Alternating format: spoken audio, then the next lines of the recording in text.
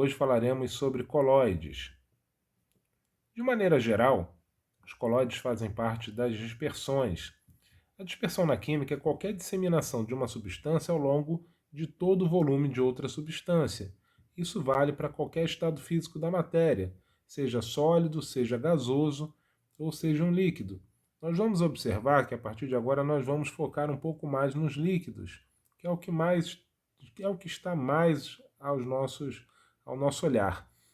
De qualquer maneira, podemos entender que a atmosfera, por exemplo, é uma dispersão, que uma mistura de dois metais, como por exemplo uma aliança de ouro, que é uma mistura de ouro com cobre, também é uma dispersão. Então nós precisamos estudar os colóides, mas entendendo que eles fazem parte de dispersões.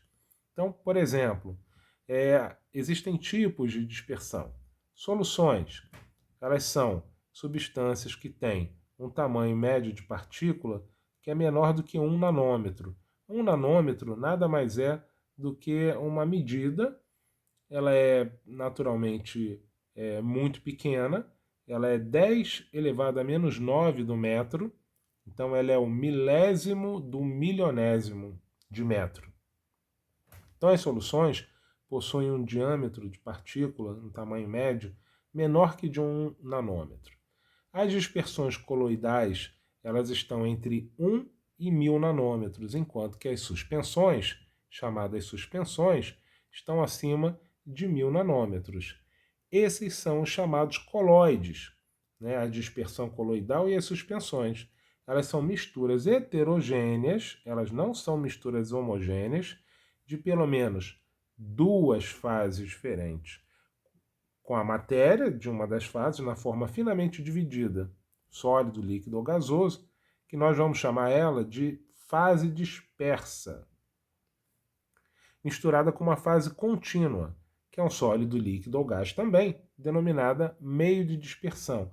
Naturalmente, o meio de dispersão ele será considerado, nem sempre ocorre isso, mas em geral, ele é a parte em que existe maior quantidade, né, a maior proporção de matéria, enquanto que a outra, a fase dispersa, nós observaremos vários exemplos de colóides. Uma das características dos colóides é chamado efeito Tyndall. O efeito Tyndall nada mais é do que a dispersão da luz ao atravessar o colóide. Então, numa solução chamada solução verdadeira, nós temos essas partículas menores do que 1 nanômetro atravessando diretamente a solução. E elas não mudam de direção, elas não ficam, vamos dizer assim, aparente. A luz ela atravessa a solução como se nada ali tivesse. Enquanto que nos colóides nós podemos ver o facho de luz atravessando essa barreira coloidal. Isso se dá pelo tamanho das partículas dos colóides, né, do disperso, ser muito maior do que comparado ao tamanho de partícula da solução. Então, quando a luz atravessa essas partículas, ela acaba sofrendo pequenos desvios. Então, nós podemos observar isso, por exemplo, quando observamos a luz atravessando determinadas barreiras, né? Então, por exemplo, você vai estar numa floresta ou numa região de mata em que a umidade é muito forte e ali existem outras substâncias que estão dispersas no meio, que é o ar. Então, nós podemos observar a passagem de luz, né? É muito comum também ver isso através da poeira, porque a poeira também é um colóide, é um sistema coloidal. Nós também podemos observar esse efeito Tyndall no smog fotoquímico, né? Smog vem de fog e smoke. Na verdade, é a luz através dessa fumaça, né? Seria comparado à fumaça de cigarro, alguma coisa assim. Então, podemos observar aqui, nesse caso, nessa segunda figura, o efeito Tyndall que ocorre ao observarmos esses prédios. Bom, seguindo com as características dos colóides, também temos um outro efeito, que é o chamado movimento browniano? Ele é um movimento aleatório que ocorre nos coloides justamente porque ao atritarem ou ao chegarem perto um dos outros, em algum momento haverá uma distribuição de cargas por atrito entre as partículas que compõem os sistemas coloidais. Então, vamos imaginar um sistema em que essas duas partículas aqui, elas acabam se atritando. Num determinado momento, elas vão se encontrar, vão se atritar e elas vão criar cargas positivas e negativas. Naturalmente, essa carga positiva, ela ficará rodeada de outras partículas com carga negativa, enquanto que a carga negativa ficará rodeada de outras partículas com carga positiva. É muito comum vermos o movimento browniano, por exemplo, nos shows em que você tem a liberação de fumaça, tanto de cigarro como também daqueles efeitos visuais, em que você lança a luz em cima desse sistema coloidal, que é formado pela fumaça, e nós podemos ver que existe um movimento aleatório das partículas ali. Esse efeito é chamado de movimento browniano e, como eu falei, ele é feito através da movimentação do atrito e da formação de cargas nas partículas. Aqui à direita, nós podemos observar um exemplo, um esquema que tenta exemplificar um pouco sobre isso. Então aqui temos alguns tipos de coloides, são chamadas suspensões, que alguns nomes até a gente já conhece. Por exemplo, o aerosol, né, é muito comum em desodorantes. Nós temos emulsões, que também são relativamente comuns em cosméticos, entre outros produtos. Temos a espuma, que por si só ela acompanha, por exemplo, cerveja e outras bebidas. Então nós temos aerosóis, um colóide, que é aerosol chamado de aerosol líquido, em que a fase dispersa é um líquido e a fase de dispersão é um gás. Então temos a neblina e os desodorantes. Por exemplo, nós temos a espuma formada pela fase dispersa, um gás que está numa fase de dispersão líquida. Então temos espuma de sabão e combate a incêndio. O isopor é considerado uma espuma, mas é uma espuma super dura e por aí vai. A emulsão, por exemplo, é a fase dispersa, é a fase de dispersão líquido-líquido. Então nós podemos entender que o leite é uma dispersão, a maionese é uma dispersão, a manteiga é uma dispersão. Então, com o tempo, podemos observar aqui, através da leitura desses produtos aqui, que nós estamos literalmente rodeados por coloides. Nós fazemos uso deles e eles têm características especiais. Falaremos agora sobre as soluções.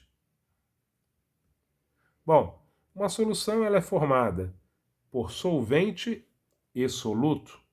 Normalmente, o solvente está em maior proporção e o soluto está em menor proporção.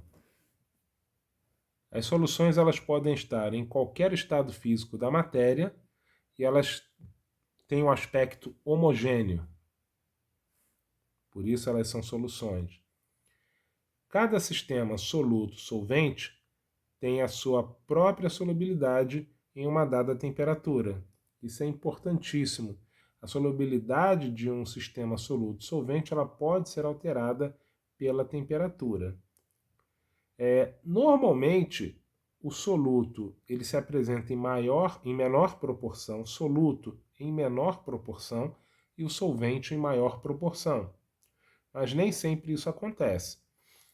A maioria das vezes, sim. Temos como exemplos de soluções o soro fisiológico, soluções oleosas, por exemplo. Sólidos podem formar soluções, como ligas. O ar atmosférico ele é uma solução homogênea. E temos também soluções em que há gás dissolvido em água, que está no nosso copo. Ele é uma mistura, é uma solução de gás com líquido. Vamos falar sobre classificação das soluções. Antes disso, precisamos falar sobre coeficiente de solubilidade. Nada mais é do que a capacidade que um determinado solvente tem para solubilizar um soluto.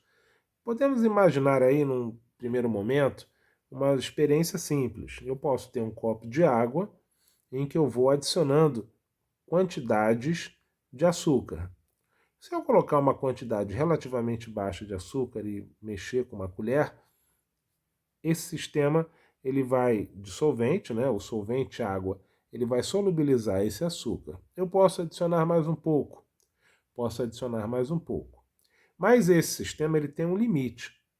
Fazendo várias experiências, pegaram determinadas substâncias puras e observaram a solubilidade delas em solventes. Em geral, nós utilizamos, principalmente no ensino médio, a água como o solvente universal. Então, trataremos normalmente aqui sobre a água. Mas isso é aplicável a outros tipos de soluções. Então, por exemplo, aqui nós temos que o coeficiente de solubilidade é o limite para a quantidade de soluto que pode ser adicionado a um determinado volume de solvente até saturá-la. A gente tem uma ideia de saturação com limite, esgotamento, né? Estou saturado, fulano está saturado, é uma situação que saturou, ficou impossível. Então, sempre uma ideia de finitude. Então, podemos observar aqui numa tabela que foi retirada da literatura para uma determinada substância, em que diferentes temperaturas oferecem diferentes solubilidades de um soluto qualquer, chamado de A, para aquele solvente que eu estou observando aqui, que é a água.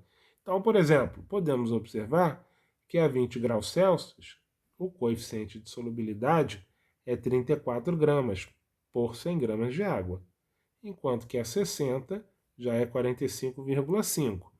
Não pensem, é um senso comum, que a gente observe assim, então, quanto sempre, né? Quanto maior a temperatura, maior a solubilidade, maior o coeficiente de solubilidade. Nem sempre isso acontece. Em grande parte dos casos, sim, mas existem casos em que o aumento da temperatura diminui o coeficiente de solubilidade. Então, sempre observar a tabela. As soluções, então, elas podem ser classificadas de três maneiras: insaturadas, em que a solução contém soluto abaixo do coeficiente de solubilidade, então você vai colocar lá aquela quantidade de soluto, naquela quantidade de água e ficar tudo bem. Ao mexer ou simplesmente com o tempo, aquele soluto ele vai estar fazendo parte de agora de uma solução, ele vai estar solubilizado ali. Nós podemos adicionar soluto até um determinado em que vamos saturar essa solução. Então, quando nós saturamos essa solução, ela chegou ao seu limite de solubilidade. Ela não consegue mais naturalmente dissolver aquela quantidade de soluto. Então, saturadas são a quantidade de soluto é igual ao coeficiente de solubilidade. Ainda não há precipitação. Não há. Já as supersaturadas, a quantidade de soluto ela superou o coeficiente de solubilidade, mas ainda não precipitou. Essa é uma técnica muito comum e às vezes ela é feita de propósito, para que consiga, por determinado interesse, solubilizar uma quantidade maior do que na verdade é a capacidade daquele solvente. Então, os sistemas supersaturados, eles ultrapassaram o coeficiente de solubilidade, mas se você fizer esse processo de maneira muito cuidadosa, você consegue não ter precipitação do soluto. Então você vai ali com cuidado fazendo a dissolução e até ultrapassando o limite ou o coeficiente de solubilidade. Entretanto, depois disso feito, com aquele sistema ali parado, quieto, e eu chegar, por qualquer motivo, e criar uma perturbação no sistema, eu posso pegar simplesmente e jogar um grão de uma determinada substância ali dentro. Ela vai formar uma rede cristalina e na mesma hora vai formar um precipitado, que é o soluto que estava além da capacidade do coeficiente de solubilidade. Existem vídeos lindos sobre isso, vou tentar disponibilizar eles para vocês no Moodle. Mas esse é o processo. Temos 3 tipos de situações. As soluções são insaturadas, ou elas são saturadas ou supersaturadas. Neste caso aqui, todas elas vão estar com um sistema dissolvido, né? O soluto vai estar dissolvido no solvente. Entretanto, a supersaturada ultrapassou o limite do coeficiente de solubilidade. Então podemos observar, isso tem na literatura, que existe a gente tinha no slide anterior uma tabela que cuidava disso. Entretanto, essa tabela ela pode ser transformada num gráfico, em que eu consigo, numa imagem só, várias informações. Então, por exemplo, eu posso observar que neste ponto aqui, para 2 substâncias diferentes, uma é o nitrato de chumbo, a outra é o cloreto de potássio, a 60 graus Celsius e elas vão ter o mesmo coeficiente de solubilidade, que é de 40 gramas por 100 gramas de água.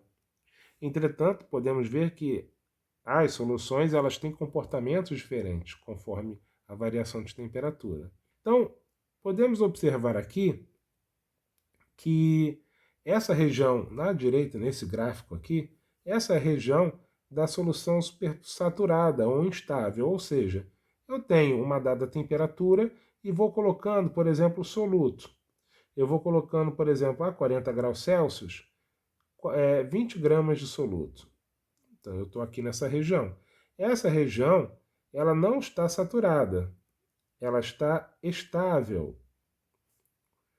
Eu posso adicionando quantidades de soluto para essa dada temperatura e fazer com que ela fique, por exemplo, aqui, com 40 gramas, na temperatura de 40 graus. Entretanto, eu posso, mesmo assim, forçadamente, colocar uma outra determinada quantidade de soluto a ponto de ficar nessa região do gráfico. Essa região do gráfico, ela mostra instabilidade do sistema.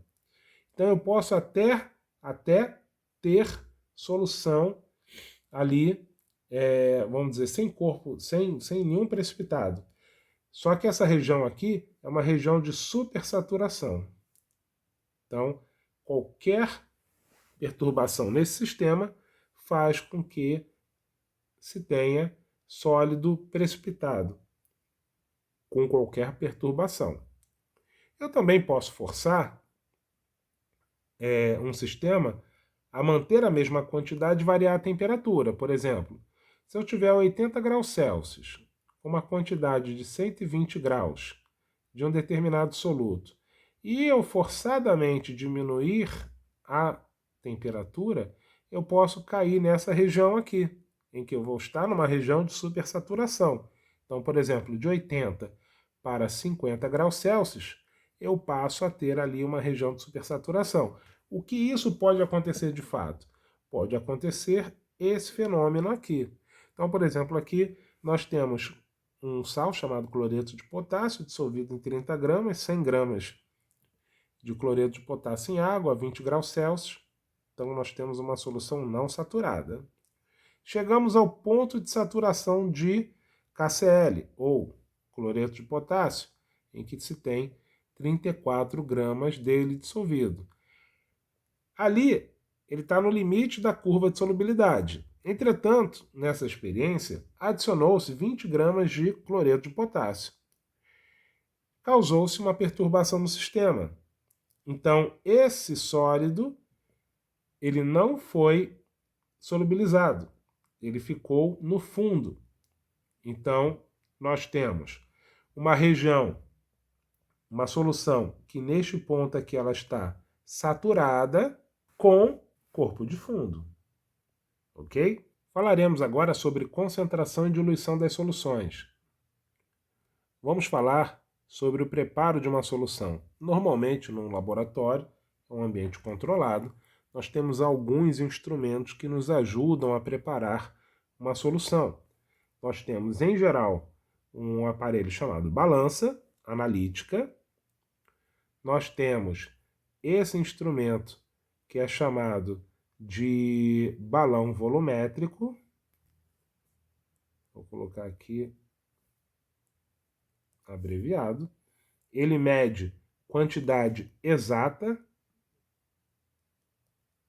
de líquido.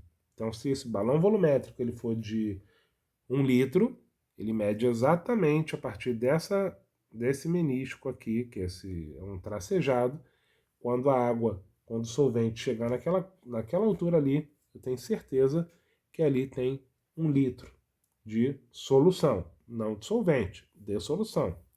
Então, normalmente, esse processo ele tem alguns passos. O primeiro passo é a pesagem.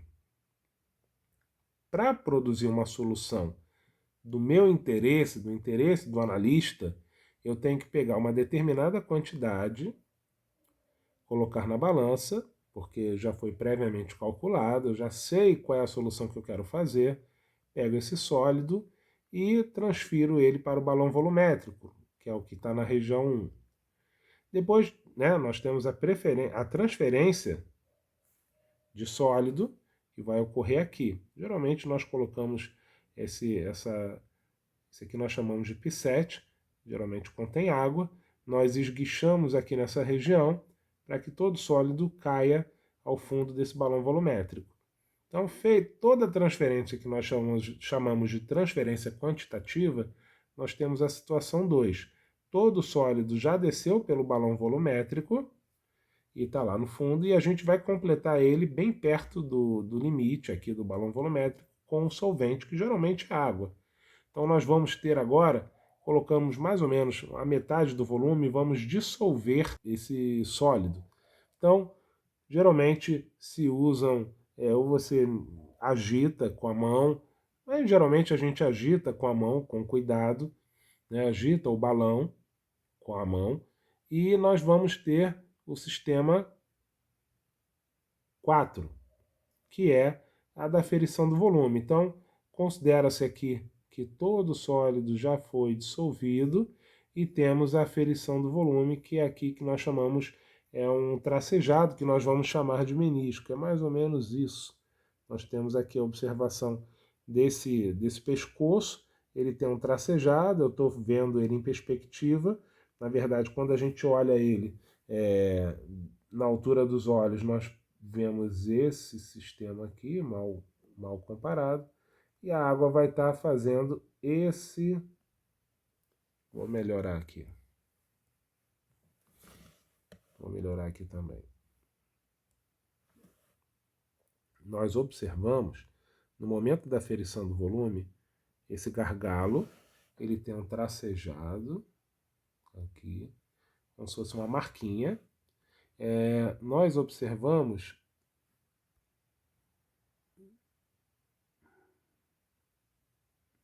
mais ou menos isso.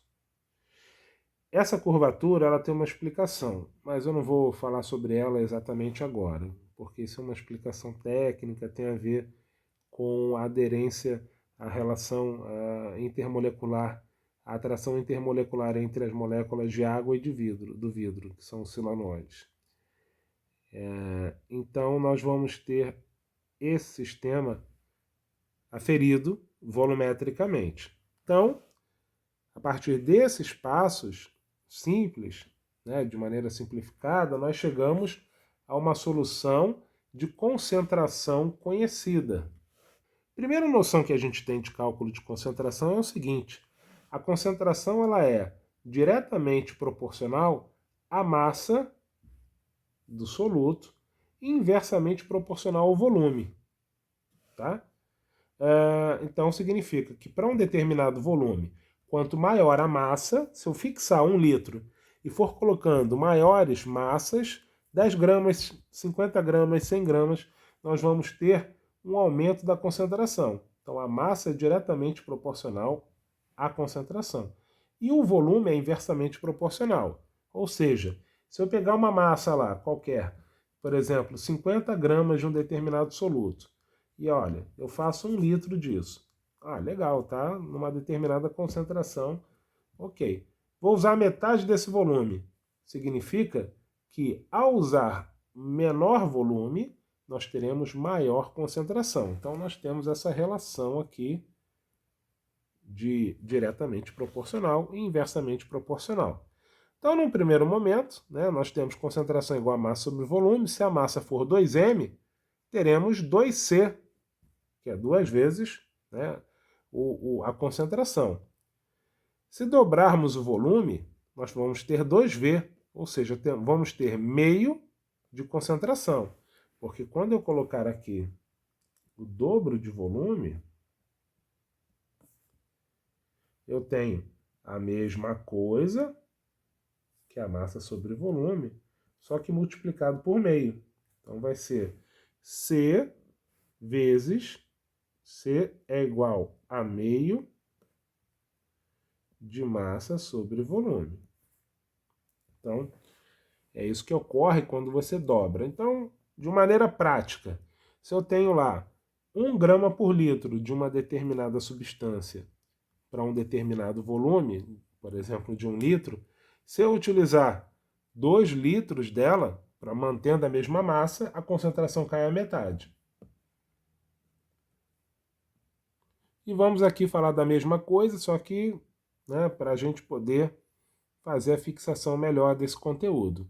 Então nós temos esse traço calibrado, que nós vamos chamar, né, esse traço de aferição ou traço de calibração. Vamos chamar de aferição, que é melhor, eu peguei ela de um livro, mas ok, vamos chamar ele de calibração aqui para acompanhar a figura. Temos a pesagem, transferência desse sólido, utilizamos aqui nesse caso a água destilada, o sólido está aqui, faz-se a movimentação ou agitação mecânica, com a mão, mexendo esse balão, e completamos esse volume com água. Então, por exemplo, aqui, nós pegamos um balão volumétrico de 1000 ml ou de 1 litro e utilizamos 50 gramas de soluto. Nesse caso, temos 50 gramas de soluto para 1 litro de, não de solvente, mas 1 litro de solução. Então, é um problema, é um erro muito comum dos estudantes acharem que aqui dentro desse balão volumétrico tem 1 litro de solvente. Não tem, tem um pouco menos de 1 litro.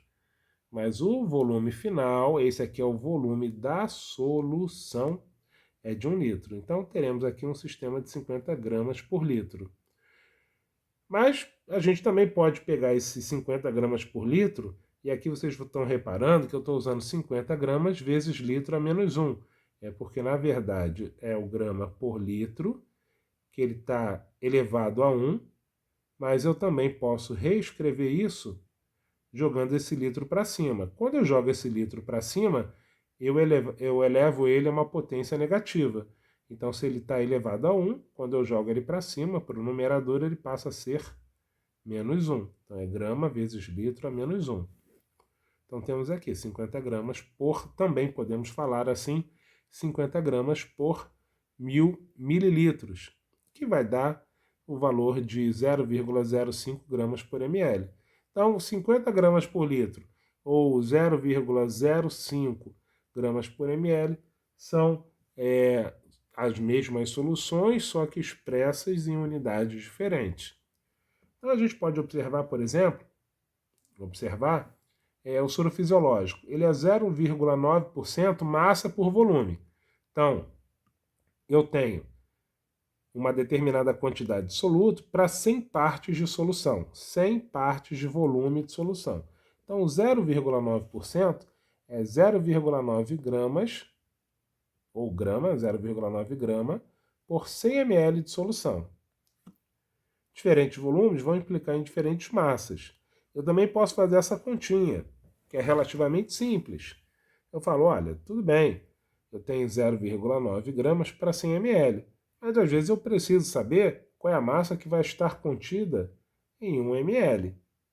eu posso também saber a massa que vai estar contida em 1000 mililitros. Então, quando eu faço de 100 ml passando para 1000 ml aqui, eu estou multiplicando aqui por 10, eu também preciso multiplicar, o denominador foi multiplicado por 10, eu também preciso multiplicar aqui por 10, ok? Aqui também é a mesma coisa. Se eu diminuir 1000 vezes de 1000 para 1, eu também tenho que diminuir 1000 vezes de 9 para 0,009. Então, no final, nós temos a mesma solução expressa de maneiras diferentes. Chegaremos aqui numa parte que é bem importante, que é a concentração em quantidade de matéria.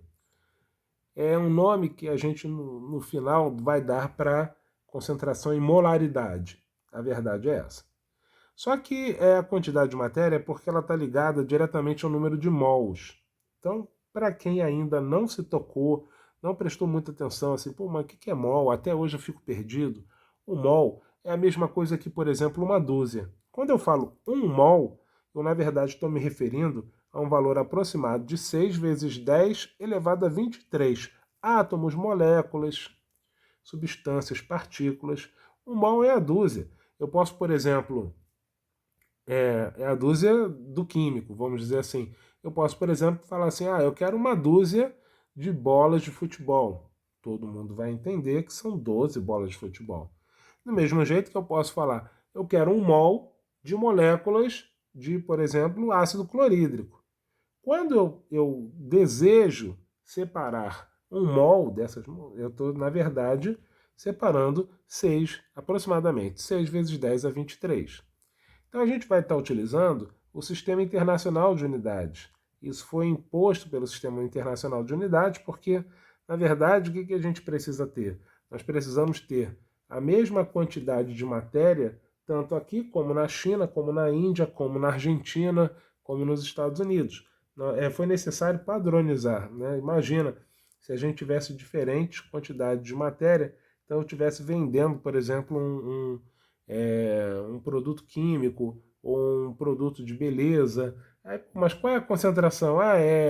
A minha concentração é Schilling e a tua concentração é peso por metro cúbico. Aí, putz, vai ser quilograma por metro cúbico, e aí ninguém vai se entender. Então, foi designado pela IUPAC, pelo Sistema Internacional, a concentração em quantidade de matéria. Para isso, nós temos aqui a quantidade de matéria expressa por um meio de unidade que é chamado mol, que é aquilo que eu falei com vocês. Então é necessário conhecer a quantidade em mols de uma substância. É vantajoso. Ela está diretamente relacionada à quantidade de átomos, moléculas e íons, como foi falado. E as quantidades em número de mols nas reações químicas, elas vão obedecer a uma proporção explícita. Então, por exemplo, quando eu tenho uma reação em que ela está equilibrada, 2 de HCl, na verdade eu estou dizendo que são 2 mols de HCl, 2 mols de ácido clorídrico, reagem com não estar aqui na frente, mas fica subentendido, 1 mol de hidróxido de magnésio, formando 1 mol de sal, que é o cloreto de magnésio, com 2 mols de água. Então isso ajuda bastante quando nós observamos essas proporções, a quantidade, a concentração em quantidade de matéria ajuda muito nos cálculos. E a gente vai poder observar isso. Como a quantidade de matéria ela se relaciona com o volume das soluções, utiliza-se o número de mols por unidade de volume. Nós usamos, no Sistema Internacional, o litro. O litro é a unidade de volume do Sistema Internacional. Então, essa concentração em quantidade de matéria vai ser o número de mols, que, na verdade, se a gente for fazer didaticamente tentando explicar isso para os estudantes, nós vamos dizer assim, é como se fosse a dúzia, né? Então, o número de mols é o número de vezes em que esse número é maior do que 6 vezes 10 a 23. Por exemplo, se eu for comprar duas dúzias de ovos, eu falo assim, vê 2 dúzias de ovos. Então, naturalmente, a pessoa que vende, ela já sabe que são 24 ovos. Aqui não. Aqui nós vamos trabalhar com essa dúzia, só que uma dúzia diferente. Então nós vamos trabalhar com N de neném, em que eu tenho número de mols por unidade de volume. Então, a molaridade é, que tem esse M estiloso aqui, o número de mols por unidade de volume, que é em litro. Entretanto, existe um jeito da gente calcular, né? A gente não consegue calcular numa balança tantos mols. Numa balança nós calculamos gramas, quilogramas, miligramas. Nós utilizamos massa. Então vamos agora transferir essa formulazinha N para cá. Então N, que é esse mesmo N daqui, é igual a massa em gramas dividido pela massa molecular em gramas por mol. Então eu vou pegar lá uma substância, por exemplo, água. Vou fazer uma melhor. Eu vou pegar o cloreto de sódio. O cloreto de sódio, ele tem uma massa molecular definida. O sódio é 23 e o cloro é 35,5. No final, nós teremos 58,5 de massa molecular. Eu olhei a tabela periódica, vi as massas atômicas e fiz o somatório. Então, o somatório deu 58,5, por exemplo, gramas por mol. Então, quando eu medir 58,5 gramas de cloreto de sódio, eu tenho a certeza que eu estou separando um mol dele. Então, o número de mols é a massa medida, a massa pesada, né, vamos dizer assim. A massa foi lá na balança, dividido pela massa molecular. Se por um acaso eu medir 58,5 gramas dessa substância aqui, NaCl, eu vou ter a certeza de que eu tenho 1 mol de cloreto de sódio, ou sal de cozinha. Então, quando eu transfiro essa equaçãozinha aqui para dentro, eu vou substituir, eu vou ter que N, na verdade é Mzinho sobre Mzão, dividido pelo volume. A gente faz aquele algebrismo e descobre que a molaridade é igual a massa dividido pela massa molecular e dividido também pelo volume, fazendo aqui um produto aqui embaixo, em litros. Massa em gramas, Mzão, que é a massa molecular em gramas por mol, que vai estar tabelado, e o volume em litro. Então, nós vamos ter aqui um exemplo. Um determinado produto comercializado em supermercados e destinado à remoção de crostas de gordura de fornos ou fornos consiste numa solução aquosa de 2 mol por litro de soda cáustica, hidróxido de sódio. O rótulo da embalagem informa que contém 800 ml do produto. Determine a massa de soda cáustica presente neste produto. Então, esse é o nosso pequeno desafio para ser feito. Bom, eu tenho que separar, isso é uma coisa clássica para se fazer uma questão, principalmente das exatas. A gente tem que separar os dados das incógnitas. Quais são nossos dados? Ele diz para mim que é uma solução aquosa de 2 mol por litro. Ele fala que é o hidróxido de sódio. Eu sei que o hidróxido de sódio lá na tabela foi e somei, já vou dizer aqui para vocês, ele é 40 gramas por litro. 40 gramas por mol, desculpa.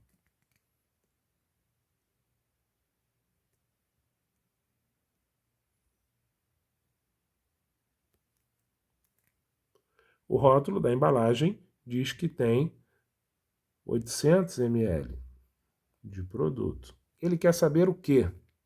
A massa da soda cáustica que ele vai utilizar. Ele quer saber a massa de soda cáustica.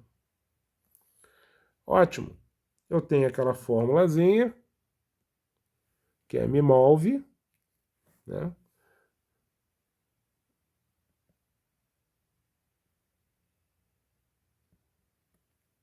Eu vou utilizar, fazendo a substituição, 2 é igual a massa que eu não sei, dividido pela massa molecular, que é de 40 gramas por mol, e o volume, que é de 800 ml, mas aqui eu não posso colocar 800 ml, eu tenho que colocar em litro para acompanhar as unidades. Então, 800 ml é igual a 0,8 litro. Então, fazendo essa conta, vai dar 64. 64 o quê? Banana, maçã, laranja, quilograma, não, grama. 64 gramas, ok? Mas aqui embaixo, vamos ver aqui a concentração iônica em quantidade de matéria.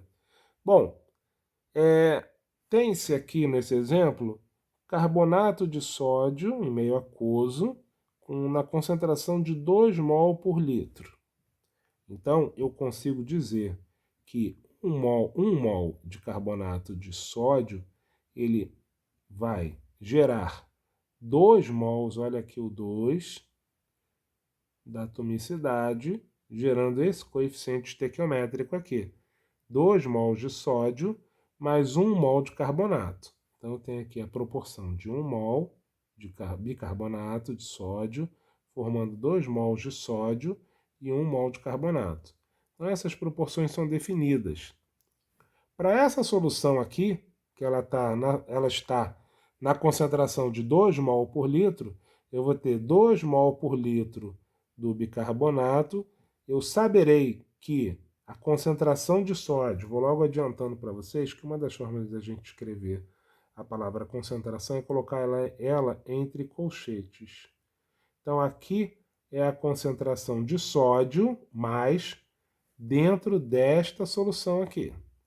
Então, ela vai estar, se aqui é 2 mol por litro, ela vai estar sempre dobrando. Então, 2 mols por litro, aqui de sódio ela vai estar 4 mols por litro.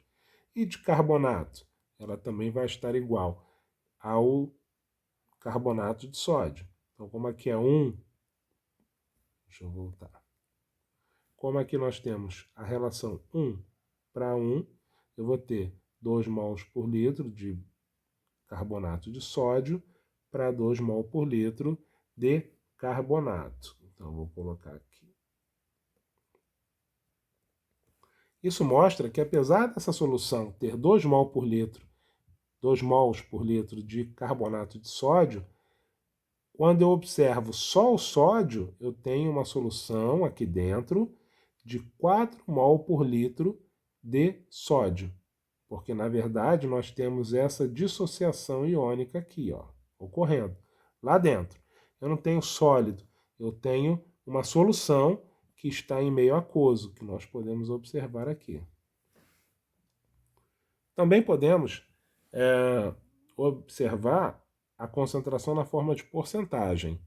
É relativamente fácil, são sempre a massa em gramas, quando é massa, ou a quantidade em ml, então nós temos aqui, ó, ou a quantidade em ml, em 100 partes. Se eu estiver falando da porcentagem massa por massa, eu tenho a massa de soluto em 100 gramas de solução. Se eu estiver falando da concentração em massa por volume, eu vou ter a massa do soluto em 100 ml de solução. E aqui, volume por volume, o volume do soluto em ml por 100 ml de solução. Que geralmente, porcentagem massa por massa, é usado normalmente em líquidos com alta viscosidade. Então, por exemplo, o mel. Geralmente, indústria e tudo mais, nós observamos essa quantidade aqui, massa por massa. Se nós estivermos falando de soluções verdadeiras, vamos observar muito, quando tem porcentagem, vamos observar essa unidade em massa por volume. E quando estivermos tratando, por exemplo, de soluções gasosas, né, afinal de contas, o ar atmosférico é uma solução gasosa, por exemplo, com cerca de 80% de nitrogênio. Então, nós podemos dizer que são, por exemplo, aqui 80 mililitros de gás nitrogênio, aproximadamente, por 100 mililitros de ar, que no caso é a solução. Então, nós temos essa concentração de nitrogênio, ok? Temos aqui a concentração em ppm e ppb. Pessoal de meio ambiente vai verificar muito isso. É comum observarmos essa grandeza para questões que envolvem concentração de poluentes em meio ambiente. Então, 1 ppm significa uma parte por milhão. No caso, ppm em massa, é 1 grama de uma determinada substância dispersa ou dissolvida em 1 milhão de gramas. Ou 1 ppm em volume é 1 ml de uma determinada substância em 1 milhão de partes de volume. Então, aqui no caso, 1 milhão de mililitros. Esse aqui é geralmente utilizado em solo, o ppm em massa, e o ppm em volume geralmente utilizado em gases ou líquidos.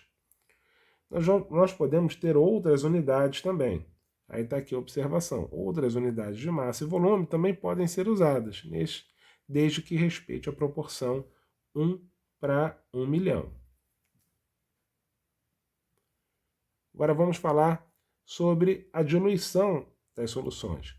Nós, no dia a dia, somos cercados por situações em que a gente precisa fazer diluição de soluções. Temos um líquido e precisamos deixar ele, entre aspas, mais aguado, né? É sempre uma briga. Às vezes a gente tem lá o irmão, um gosta do suco mais concentrado, outro mais diluído. Então a gente vai falar aqui sobre essa questão. Então, a diluição das soluções, diluir significa adicionar solvente à solução. Então temos aqui, por exemplo, esse produto, que é um sabão líquido, ele recomenda a diluição dele, né? Isso é bom para a indústria, porque ela não precisa ficar pagando para transportar água, e aí o próprio usuário é o funcionário da empresa, né? Eu acho meio absurdo, mas tudo bem. Mas para algumas outras coisas é vantajoso. Por exemplo, um suco, imagina, né? Eu tenho que guardar uma quantidade, um volume muito maior. Se ele estiver concentrado, eu guardo um volume muito menor. Então, diluir significa adicionar solvente à solução de forma a diminuir a concentração da original. E os termos diluído e concentrado são usados para comparação. Então, o que é diluído para mim pode não ser para você. Então, por exemplo, né, um suco, eu gosto, para mim ele está forte, mas para o outro já não está. Então, essa questão de diluído concentrado, ela precisa observar isso. Muitas vezes não temos todas as soluções disponíveis no laboratório. Então precisamos diluir as soluções no laboratório. Geralmente se produz uma solução chamada solução-mãe. É uma solução mais concentrada. A partir dela nós produzimos umas outras soluções por diluição. Melhor do que eu guardar 10 litros de uma determinada solução. Eu deixo ela mais concentrada e quando eu preciso eu vou lá e diluo. Antes de qualquer coisa é necessário conhecer e pensar na diluição. Eu não saio diluindo uma determinada solução. Eu tenho que pensar o que eu tenho e onde eu quero chegar em termos de diluição. Então, antes de executar, precisamos pensar. Qual a diluição que precisamos fazer? Essa é a pergunta a ser respondida. Vai existir um método simples de diluição com a seguinte equação. CV igual a CV. C inicial, concentração inicial, é igual ao volume inicial. Desculpa. Concentração inicial vezes, vou apagar. Concentração inicial vezes o volume inicial é igual à concentração final vezes o volume final. Então, essa é a forma que a gente tem mais fácil de observar uma diluição simples. É preciso lembrar e considerar algumas coisas. Qual o volume desejado? Então, esse volume desejado ele tem que estar aqui, ó, no VF. É o volume final. Isso não quer dizer que é o volume de solvente. Eu vou preparar 1 litro de solução. Eu tenho que ter 1 litro de solvente? Não, eu não vou gastar 1 litro de solvente. Eu vou gastar menos que 1 litro de solvente. O volume final não é o volume de solvente. É o volume de solvente mais o volume da solução mais concentrada. Então, por exemplo, se eu tinha 20 ml de uma solução concentrada e queria chegar a 100, eu gastei 80 ml de solvente com 20 ml da solução mãe. Então, vamos a um exemplo aqui, bem simples. Tem-se uma solução de cloreto de sódio a 1 mol por litro e é preciso de 500 ml de solução 0,25 mol por litro. Então, eu vou aumentar o volume e fazer com que essa solução seja mais diluída. Sabemos o volume final e a concentração final. É aquilo que eu falei antes. A gente tem que ter esses dados. Eu conheço o volume final, 500 ml. Qual é a concentração final? 0,25 mol por litro. Qual é a concentração inicial? 1 mol por litro. Então, separo essas variáveis e vou aplicar essa formulinha aqui. Essa formulazinha aqui. Concentração inicial, 1 vezes o volume inicial. É o que eu quero saber. É a alíquota que eu quero pegar para diluir. Eu não sei, é a minha incógnita. A concentração final é de 0,25 mol por litro para um volume de 500 ml. Então, eu vou ter volume inicial, é o desejo. Eu tenho essa continha aqui, que vai me dar 125 mililitros. Então, precisaremos de 125 ml da solução inicial para formar 500 ml de uma solução aquosa de 0,25 mol por litro de cloreto de sódio. Se por um acaso tiver alguma questão e fala assim, então quanto se gastou de solvente? É a diferença, são os 500 ml menos os 125 que você já tinha da solução mãe. Então, percebe-se que gastou em torno de 375 mililitros. Então, quais são os instrumentos que a gente utiliza para diluir? Normalmente, uma pera de borracha, que na verdade é um instrumento que faz sucção. Antigamente, muito antigamente, se fazia isso com a boca, mas não é recomendável em nenhuma das situações. Nós vamos precisar de uma pipeta volumétrica. A gente já estudou lá que tinha um balão volumétrico para volumes maiores. A pipeta volumétrica ela é um instrumento de vidro, normalmente, usado para escoamento de líquido. Então, no caso do balão volumétrico, eu tenho a retenção, né? O líquido é adicionado a ele. Nesse caso, a pipeta volumétrica, ela é um líquido, ela é um instrumento de transferência de líquidos. Então, puxa-se com a pipeta volumétrica, utilizando-se da pera de borracha e também o pissete ali para ajudar jogando água quando necessário. Alguma gotinha e tudo mais. Então, aqui, ó, na primeira foto, na primeira ilustração, temos o técnico puxando o líquido com auxílio da pera. Ele vai retirar a alíquota desejada. Essa pipeta volumétrica, ela geralmente ela está entre volumes de 1 a 50 ml. Ela varia por aqui. Então ele retirou esse líquido, ele tomba ali para esse líquido não pingar, ele tomba um pouco e ele transfere para um outro recipiente. Né? A aferição é feita através do menisco, como foi feita no balão volumétrico, idêntico. E aí nós também podemos ter uma coisa diferente, nós podemos ter misturas de soluções. Eu quero misturar duas soluções com concentrações diferentes, solução 1, solução 2, para gerar uma solução 3. Ok? Então, certas condições impõem a necessidade do uso de duas soluções prontas para criar uma terceira solução. Outra situação comum é unir diferentes volumes de líquidos, cada um com uma concentração específica de um determinado componente. Pode acontecer. Por exemplo, se eu tiver duas tubulações, pessoal de meio ambiente, duas tubulações que desembocam num determinado recipiente, colhendo um determinado solvente, uma determinada substância de desejo. Ela sai de uma tubulação com uma concentração, sai de outra com outra, né? Tubulação A com uma concentração, tubulação B com outra, e aí qual é a concentração final? Nós temos um método matemático para resolver isso. Então, a equação que ocorre vai envolver a média ponderada disso. Então, é relativamente fácil. É a concentração final vezes o volume final.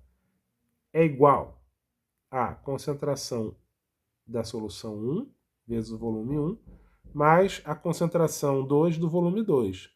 Então, por exemplo, nós vamos ter aqui um exemplo, um tanque que contém um rejeito de cádmio aquoso a 22 ppm e 2.000 litros. Ele precisa ser transferido para outro tanque que já contém 500 litros do mesmo rejeito a 62 ppm. Então, observa que nós estamos trabalhando com a mesma quantidade a mesma concentração de utilizada, que é ppm. E também estamos trabalhando com litro. Caso não tenha essa mesma unidade, nós vamos precisar ajustar. Se eu estou usando ppm para uma coisa, eu tenho que usar ppm para outra. O legal dessa equação é que ela é bem versátil. Você pode utilizar, se eu estiver trabalhando com porcentagem, ok. Se eu estiver trabalhando com molaridade, ok, posso usar. Então você pode usar, desde que você respeite as duas partes. Então aqui, dessa forma, eu tenho concentração final, eu não sei qual é, mas eu tenho concentração inicial, volume inicial. Desculpa. Concentração da solução 1, volume da solução 1. Concentração da solução 2, volume da solução 2. E aqui é o somatório dos volumes, que são 500 mais 2.000. Então ficam 2.500 litros. Fazendo essa conta aqui, a concentração é de 30 partes por milhão. Então a nova concentração de cádmio aquoso é de 30 ppm num volume de 2.500 litros. A gente pode observar que é possível qualquer unidade, como eu falei, de concentração em volume. Então é isso, pessoal. Desejo bons estudos para vocês e a gente vai ter a nossa lista de exercícios para poder praticar. Obrigado e até lá.